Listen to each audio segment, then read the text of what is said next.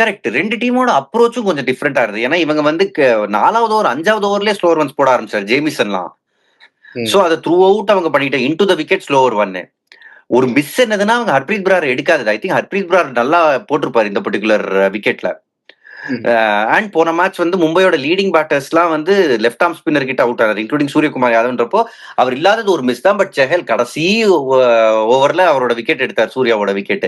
அங்க ஒரு மாதிரி திறந்துச்சு. ஸோ நீங்க சொன்ன மாதிரி அங்க மும்பை வந்து ஒரு பாயிண்ட் மிஸ் பண்ணாங்க. ரெண்டாவது என்னதுன்னா மிச்சல் சாண்டனரே வரலைங்க. போன மேட்ச் அது தெரியல. ஏன்னா 230 இருந்துச்சு. நான் எதனால அதை சொல்றேன்னா ஸ்ரீராம், ஒரே பேஸ்ல வந்துகிட்டு இருக்காங்க. இப்போ அஃப்கோர்ஸ் பேஸ்ல டிஃபரன்ஸ் இருக்கு. மும்பையோட பும்ரா வந்து கொஞ்சம் குவிக், எல்லாருக்கும் தனித்தனி குணாதிசயம் இருக்கு. பட் அஸ்வினி, டாப்லி இவங்கெல்லாம் ஒரே பேஸ்ல வராங்க. பேட்டர் வந்து யூஸ் டு ஆயிருவாங்க. அண்ட் நீங்க சாண்டரை திரும்புற பிச்ல தான் நம்புற போலர் அவர் கிடையாது. அவர் பயங்கர கையில் வச்சிருக்காரு.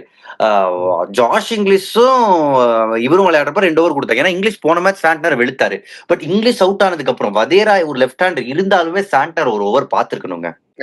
அதான் என்னன்னா சாண்டர் 2 ஓவர் போட்டு 15 ரன் தான் கொடுத்திருந்தாரு.